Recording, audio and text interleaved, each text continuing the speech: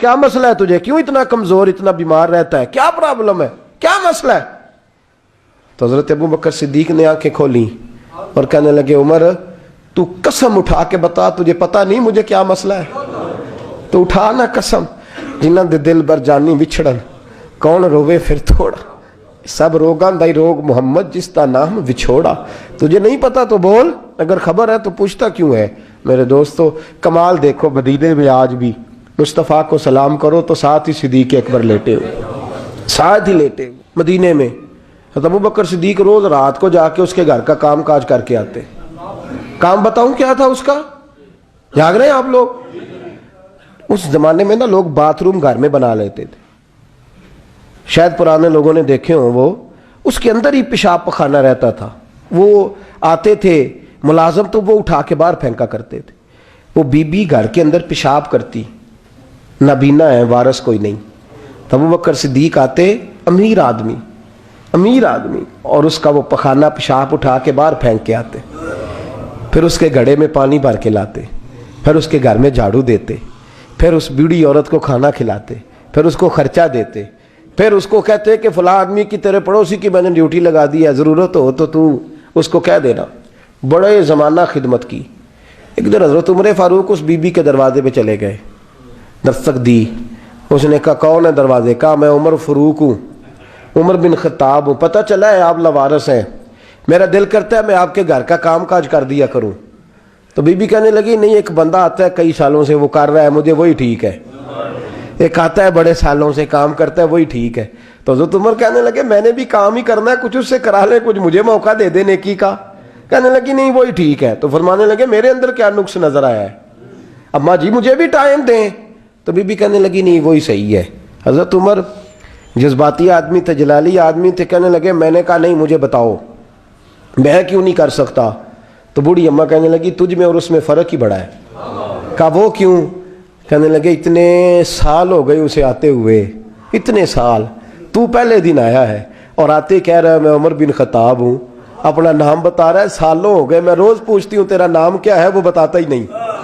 وہ کہتا ہے اماں میں کام صحیح کرتا ہوں, تو نام کو چھوڑو, نام بتا کے کیا کرنا ہے. فرمایا یہ تھوڑا فرق ہے, اس نے اتنے سالوں میں نام نہیں بتایا اور تو پہلے دن ہی آگے کہہ رہا عمر بن خطاب ہوں.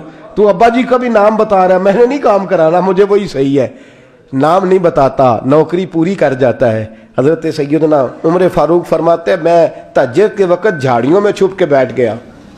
کہتے مسجد نبی سے وہ شخص نکلا, چہرے پہ نقاب, پیروں سے ننگا, اور میں نے اس شخص کو خرامہ اس بوڑھی عورت کے گھر کے قریب جاتے دیکھا. تو پیچھے سے جا کے میں نے کہا او مسافر چہرہ تو دکھا. تو کہتے ہیں چہرہ اٹھایا تو ابو بکر صدیق تھے, صدیق اکبر تھے. حضرت عمر فاروق فرماتے ہیں میں نے کہا تو جوتی کو اتار کے آتا ہے؟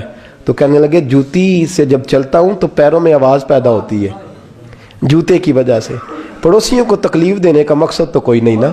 اور فرمایا جب جوتوں سے آواز پیدا ہوگی تو گلی محلے والے پوچھیں گے ابو بکر کدھر جا رہا ہے, تو میں نیکی کسی کو بتانا نہیں چاہتا. تو فرمایا ابو بکر کب سے آ رہے ہو؟ فرمایا چھوڑ عمر, بس دعا کر رب میرا آنا قبول فرما لے. تو دعا کر سرکار کی بارگاہ میں حاضری صحیح لگتا ہے, چھوڑ میں کب سے آ رہا ہوں, کس وقت سے آ رہا ہوں, اس مسئلے کو چھوڑ. تو یہ دیکھ پانی پر نسویلیاں رنگا رنگ کڑے, پریا اس دا جانیے جس دا توڑ چڑھے. یہ بات آپ نے درجنوں بار سنی ہے, لیکن اس پر غور تو کرو میرے دوستو.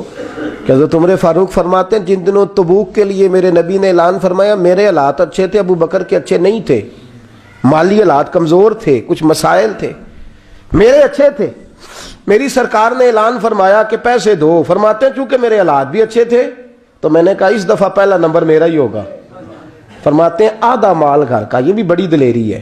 کتنا بولیے؟ اتنے تو اسی ابے نو نہیں دس دے ساڑھے کو پیسے کنے نے, کہتے ابا جی مانگنا لین, والد صاحب کو نہیں بتاتے, ہماری جیب بکھری ہوتی ہے, ایسے ہی نانا کو مانگی نانا لے.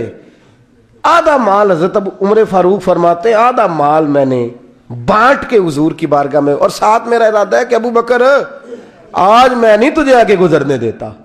فرماتے ہیں مال پیش کیا, تھوڑی دیر گزری تو ابو بکر بھی آ گئے. اور منظر کیا ہے؟ کہتے ہیں انہوں نے قمیض پہنی ہوئی ہے بوریے کی, سر پہ ٹوپی کوئی نہیں, پیروں میں جوتا کوئی نہیں, سر میں ٹوپی کوئی نہیں, پیروں میں جوتا کوئی نہیں. کہتے ہیں ابو بکر صدیق آئے, سب کا مال آیا, مصطفیٰ کی بھی اتنی توجہ نہیں تھی, پر جب ابو بکر آئے تو میں نے مصطفیٰ کریم کے انداز بھی بدلے ہوئے دیکھے, اس شخص کے آنے پر بدلے ہوئے دیکھے. فرماتے ہیں میرے رسول پاک کے سامنے ہر چیز ابو بکر نے قدموں میں ڈھیر کر دی, اور ڈھیر کر کے نا چیزیں رکھ کے تو فٹافٹ پچھلی سائڈ پہ, کسی کو پتہ نہ چل جائے, پچھلی سائڈ پہ حضور کے. تو حضور نے فرمایا ابو بکر سامنے آنا, گھر کیا چھوڑ کے آیا ہے؟ فرمایا ہر چیز پیچھے بیٹھ گئے. تو محبوب نے بازو تھام کے آگے کیا, فرمایا کیا چھوڑ کے آیا گھر؟ یہ اس بات پہ بات آپ نے پہلے بھی سنی ہے, لیکن ان لفظوں پہ غور کرو. ابو بکر نے یہ نہیں کہا حضور کچھ بھی نہیں, میں سارا کچھ لے, یہ لفظ کہا ہی نہیں. اللہ کرے ہمیں اس عقیدے کو سمجھیں, اس نظریے کو. یہ ترمذی اور مشکات دونوں میں یہ لفظ موجود ہے. یہ نہیں کہا حضور کچھ بھی نہیں, سارا کچھ لے آیا ہوں, یہ نہیں فرمایا. حضور نے فرمایا ابو بکر کیا چھوڑ کے آئے ہو گھر؟ توجہ ہے آپ کی؟